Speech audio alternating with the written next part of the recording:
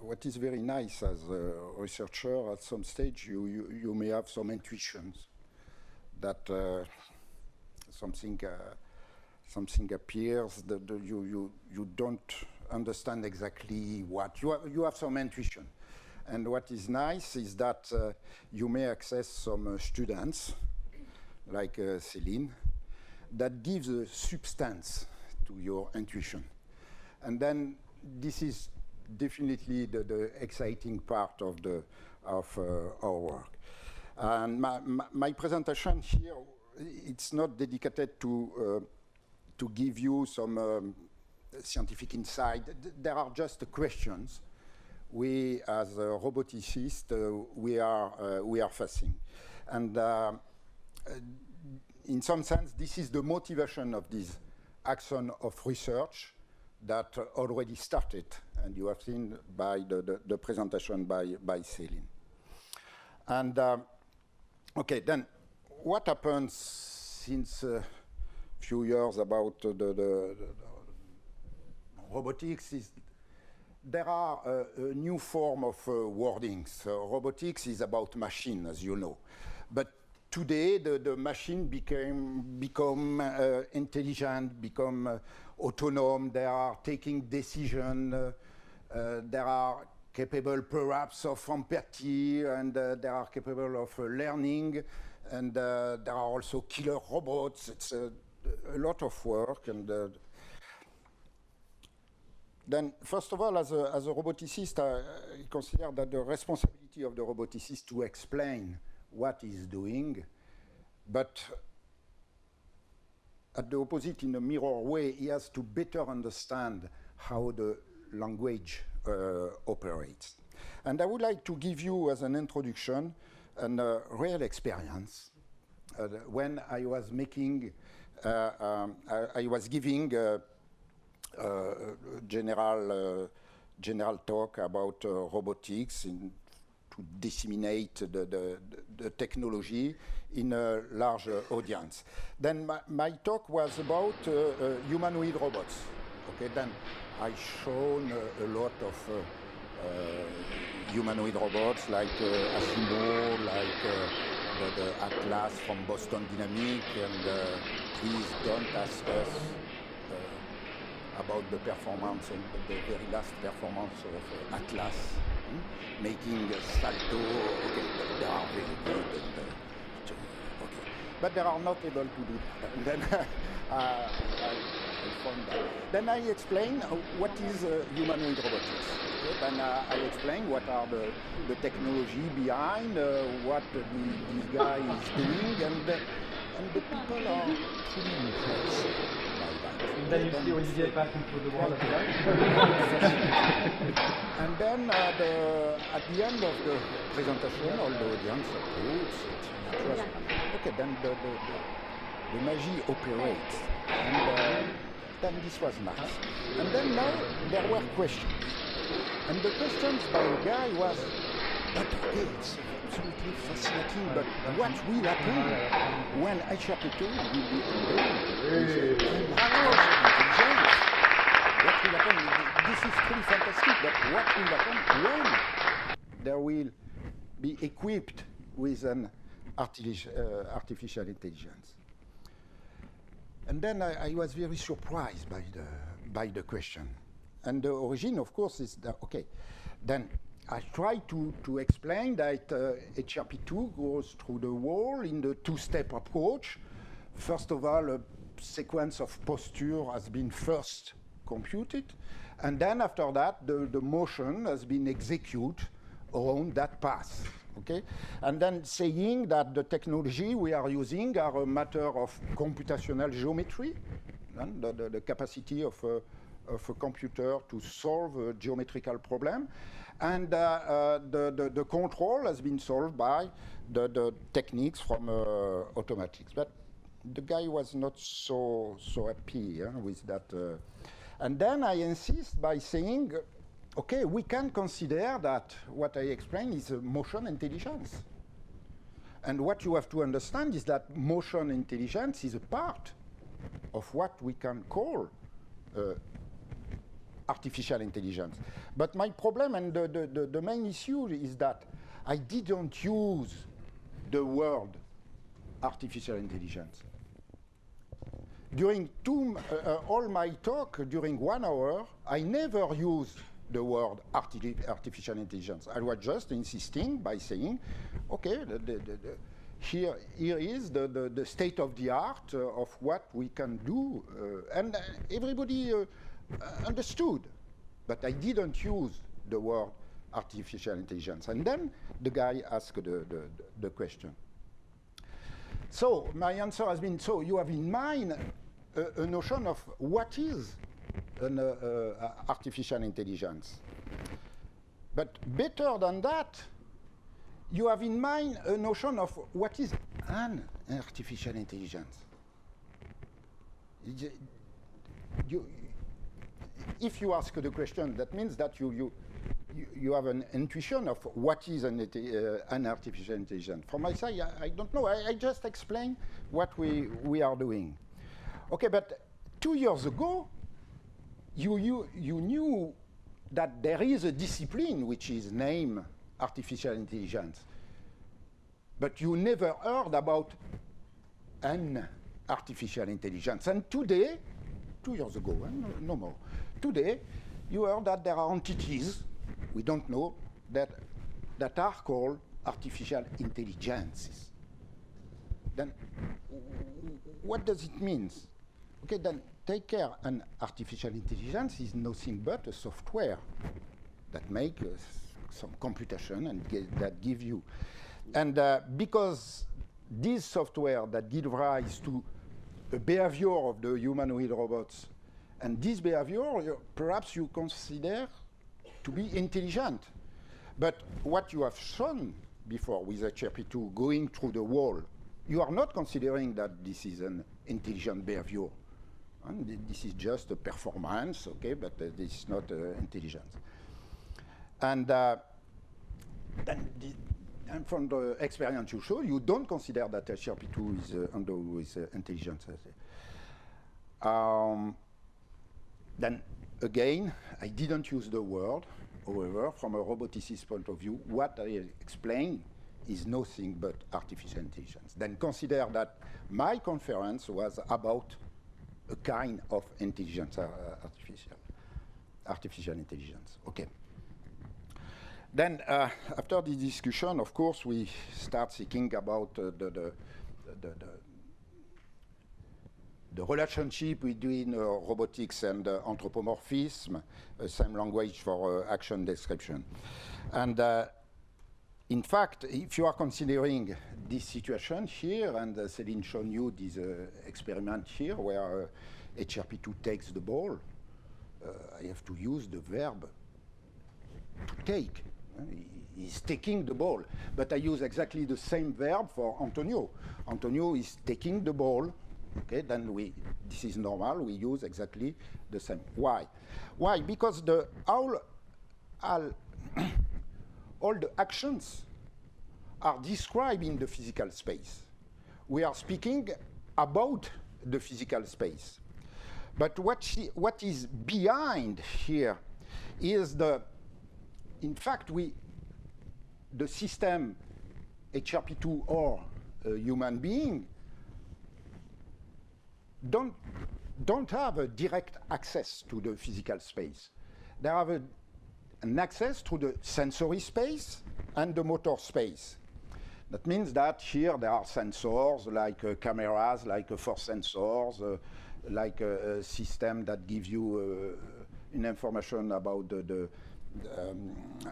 about your posture with respect to the gravity, and you have motors here. And roughly speaking, this is the same for the human being. You have sensors and you have that. The work of the roboticist is to understand what will be the motion to compute in order to realize the action which has been defined in the physical space. That means that all this part here is the job of the roboticians, but the human being doesn't know about what happens. I like to take this example. Please, the HRP2 take this microphone, okay, then, and then HRP2 takes the microphone, great. But now, I'm asking you to take the microphone. It's very easy for you, you are taking that. But what did happen in your body, in your brain? How do you succeed in grasping that microphone? How? It's mysterious. You have seen the microphone, yeah. And if you don't see the microphone because you are a blind guy, then by the touch, okay, it will be possible to access the microphone. But after that, give a look, my hand is flying. Give a look, it's flying, and I take the microphone. It's fantastic, absolutely fantastic. Again, give a look. My hand is flying, but what happens in my body? I have 700 muscles to do that. How we make the selection for that? It's completely mysterious. Then we don't know what happens here. And then the dialogue is only in the physical space where the action is expressed.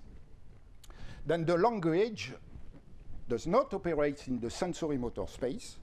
This is not the job of the dialogue between a machine and a human being. The language operates in the physical space. And then the experience from the work with the dancer and choreographer was very interesting. Because we expected that by using the notation like a Laumond notation that translate a motion in terms of syntax, special language for the dance motion writing, then this is the like in music, you want to make a recording of the dance, then there are system of notations. And then our hope was to translate this notation system into a program for the computer. It's very nice. But the key point, the bottleneck is that this writing procedure speaks about the physical space. They say, okay, you please leave your hand. Okay, leave your hand. That means that the choreographer say the dancer, leave your hand. But the problem of the roboticist is to tell the robot how to leave the hand. That means that the choreographer speaks about the body of the dancer, but not to the body of the dancer. And this has been the main difficulty. That means that this writing system is no help for the roboticist. Roughly speaking, of course, we may introduce some nuance because there are some research to make this direct translation. But fundamentally, this writing system lies in the physical space, while for us, the roboticists, we have to speak to the robot and to the motors. Okay.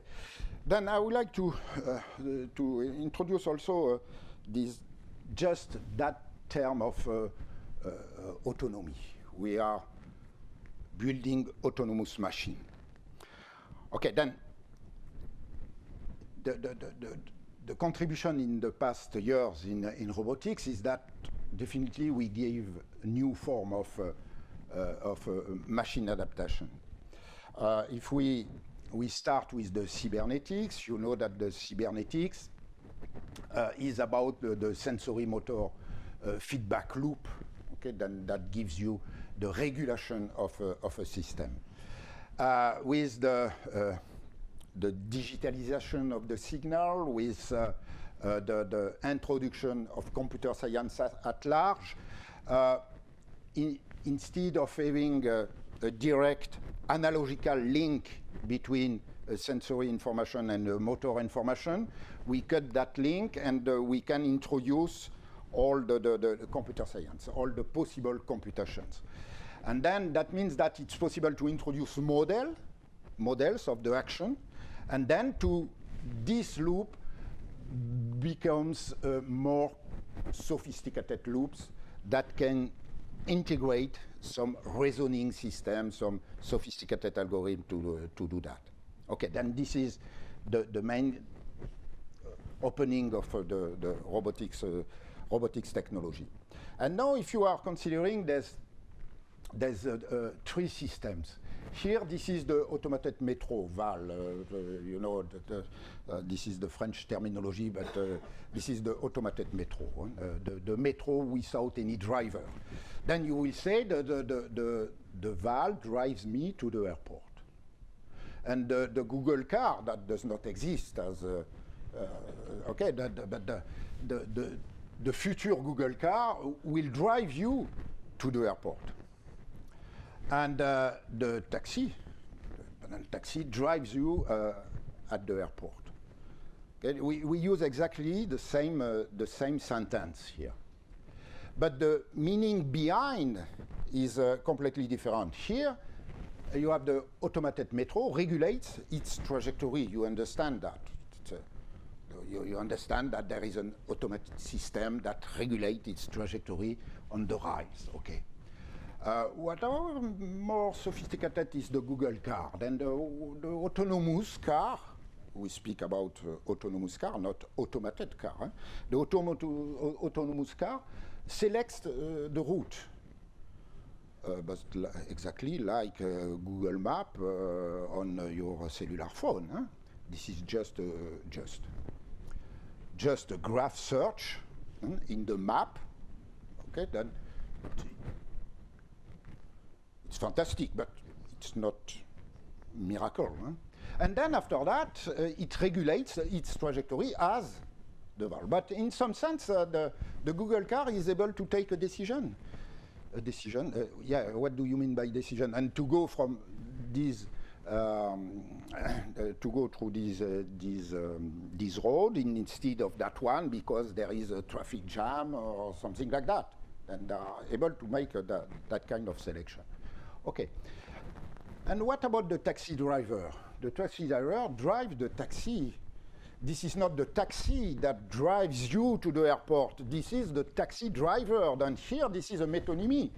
And when I say the taxi drives me to the airport, while here, this is more a metaphor in some sense. Then we have to better understand that. And in fact, through this example, we have to consider the environment the system is able to face. And in the case of the automated metro, this is just a road. In the case of automated car, etc., etc. And in fact, we can define an autonomous robot as an automated machine within its environment. And the objective, of course, of the roboticist is at each time to increase the capacity of the robot. That means to increase the size of the environment, the scope of the environment the robot could face. But this environment, in fact, is defined by a standard that define a closed environment. And you will see there will be some presentation, for instance, by Malik, who does not exactly agree with that. And then there will be discussions, okay? Then tomorrow or this afternoon, I don't remember exactly. Yeah. Okay, then, but this is perhaps a radical statement, but I would like just to say that when the people in industry introduce the machine, they have to respect some standards, some safety regulation issue that define the environment where the robot should be could be used. Okay, then, and as a provocative question for this workshop, in some sense, a robot that takes a decision outside its environment is a broken machine. Okay, then of course we are building machine, and the machine can be broken. Okay, and then again, this is to better explain what is an automated machine and autonomy. But this is very important because when you are speaking about, for instance, the utilization of robotics for army, if you are speaking about automated weapon, okay, automated weapon, it's fine. But now we have drones which are autonomous, which can take the decision to fight a guy. Then they are autonomous, there are no more automated. No, a killer robot is an automated machine. Okay? And we have to enter into the detail to see what kind of environment, but a killer robot is an automated machine, and there is no difference with the mine anti-personnel. Okay, again, this is a little bit provocative, but this is to open the discussion. And now, what appears is that what the environment of the robot is completely closed, while the scope of the language is completely open. I think you know about that video, recent video by Boston Dynamics.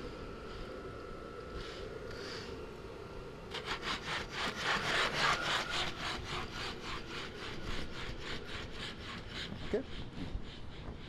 Again, just.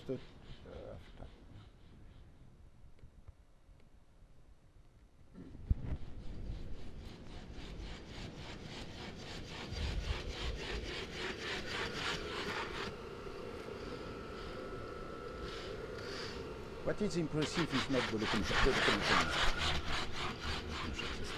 but my interest here is to say, oh, come on.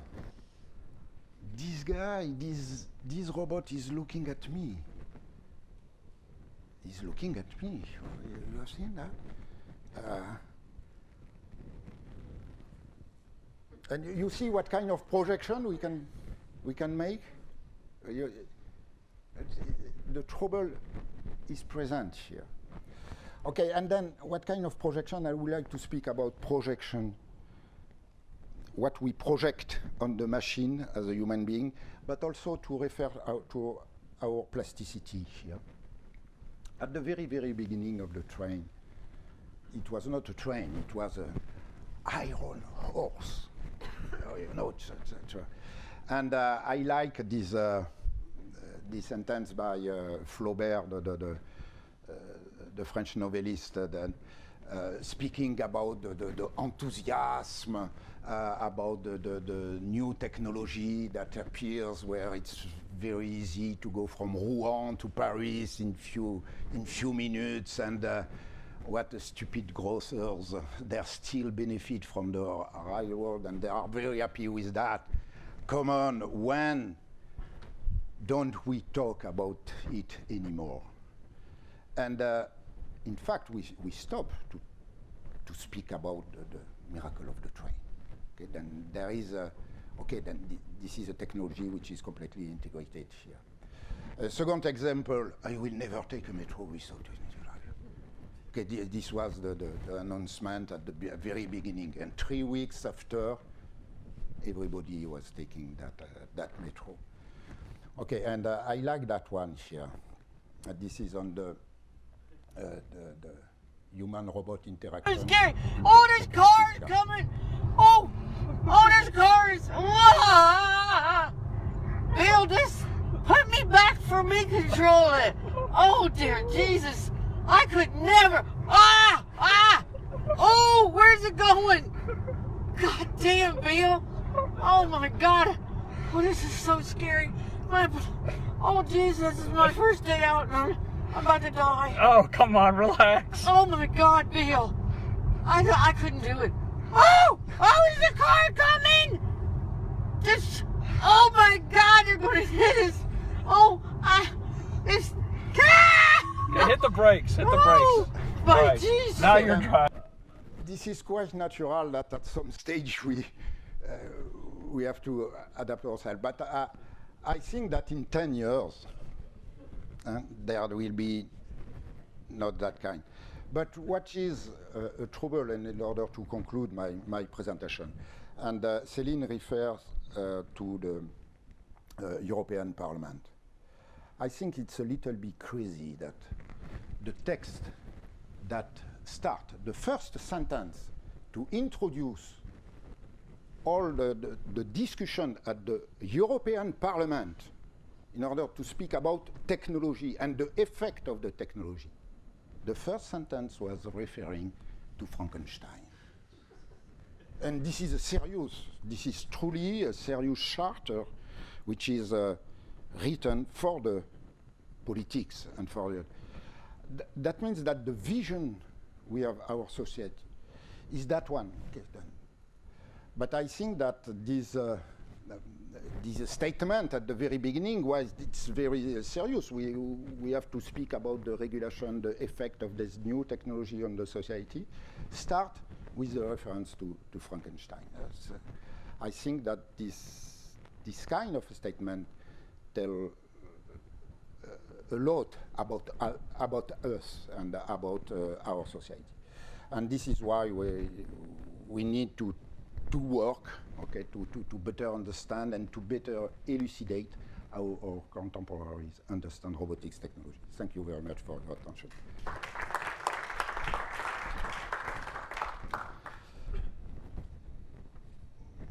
We have time now. I move. You have 10 minutes for questions. Ah, okay.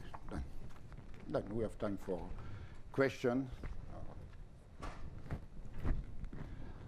Céline, tu peux. Merci.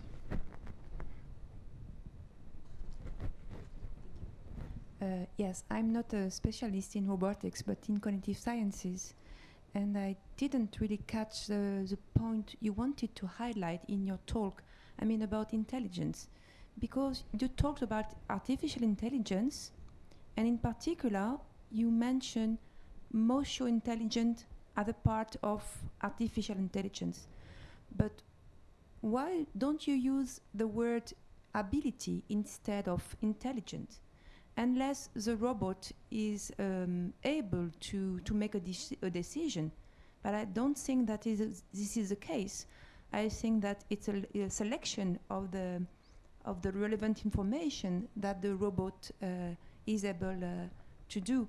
I mean, I'm not a specialist, but I'm sure that the models, the underlying models in this kind of system are probabilistic models, and these are not decision but selection. So don't you think that all of this finally is a question relative to the terminology used when speaking about robots? I mean, and the words by are the very roboticist, you mean? Yes, exactly. The Yeah. words are very important, because if you speak about artificial intelligence, you have to relate it to the brain, and you have to link together the body and the soul, which is not the case in a robot. Absolutely. But if you speak about ability, okay, you separate very clearly this notion of intelligence artificial. No, but okay, then thank you. That, I think, but understand that my introduction, the example of the introduction, I want to insist. I gave a 1 hour talk about humanoid robotics. Then just to diffuse the information. And then I received that question. Artificial intelligence. Of course, I didn't use the word artificial intelligence in order not to enter in that kind of discussion a priori with the audience. I want just to explain what is the technological issue. They are there. And then the question which is asked to me is, okay, but what will appear when this robot will be endowed with an artificial intelligence? Okay, this is your question. Okay, I will answer. We will discuss. Let us start the discussion. What do you mean by artificial intelligence? Yes, you can say that this ability of controlling the motion is a part is a part of the body intelligence and not the brain intelligence. Okay, then we can speculate about that. We can discuss.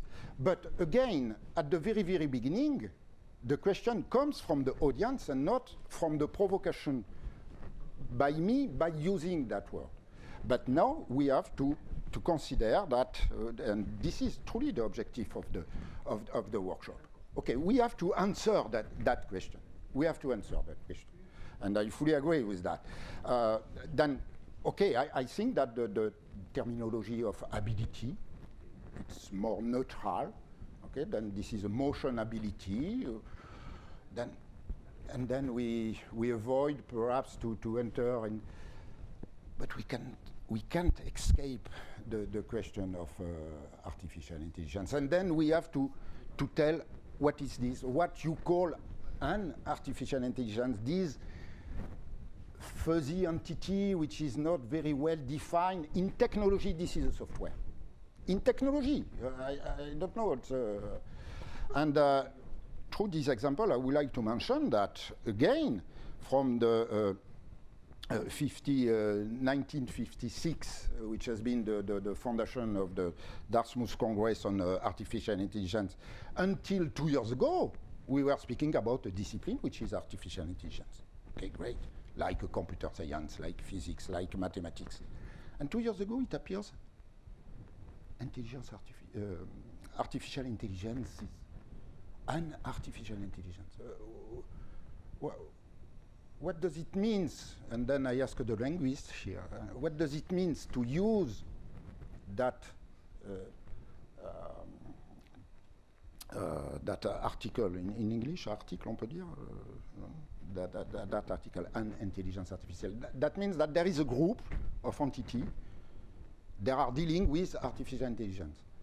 And the underlying issue is that, there are autonomous entities which are intelligent, and then we may export and give a look to all the science fiction movies, and then you will see that there are plenty of artificial intelligence that will manage our world, etc., etc. And then we have to. This is my answer. I don't know if it's So I really enjoyed your talk, and picking up on that a little bit, I think the semantics of what the viewer thinks when they say an artificial intelligence, I'm going to simplify it to an even simpler case. You showed a photo montage of HRP2 picking up a ball and a human being doing the same thing, and you used the word takes. And my mind experiment at the time was to imagine greater and greater distance between the anthropomorphic affordance of how HRP2 does that and the actual true skill affordance of enabling the ball to go from place to place. So what if HRP2 looks like a human, just like it does? However, the way it picks up the ball is it walks up to it, and its foot opens up, and it sucks the ball into its foot. Mm-hmm. Anybody who sees that photo montage might not say takes the ball. They might say it ate the ball in its foot, even though in fact that's how it moves the ball around. Or if it's a Roomba, it doesn't even look like a human. And the way it moves the ball from place to place is it comes along and, well, it just comes next to the ball, and now it can push the ball. And again, people won't say takes necessarily. They'll use another verb form.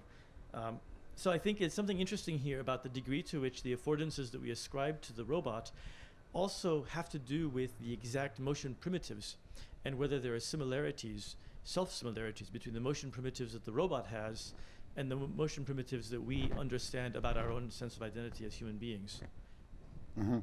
But if you want, in the example of HRP2 taking the ball, as a roboticist, I don't know how to describe this action. As a roboticist. My student, you know that this is as a roboticist, this is a wonderful performance here, because he made an optimization techniques that combine both the redundancy of the robot and the under-actuation of the displacement. Then this was truly a deep technical contribution for that. Then, of course, I don't want to enter into the details here. But if you give a look to that, and we made a lot of presentation of, I don't know as a roboticist to describe what happens here in a different way that you will see HRP2 taking the ball on the floor. No, there are again, we are speaking about an action, not the motion. And this is a little bit my intuition, my thesis. That means that we are speaking about an action. We don't care about the motion, in fact. Okay, and our difficulty as roboticists is to provide the motion that fits with the action. But the action is described in the physical space, and we have to use a common language of action. Okay. Then when we speak about artificial intelligence, we are speaking about inside, what appears inside the body. How is made the connection between the sensory space, the motor space, and how it can... Just to follow up on that, though, I mean, when we talk about an action here, and when your viewer, a citizen, talks about the action, I think they're talking about the affordance of the action, the fact that the ball can be taken from place to place.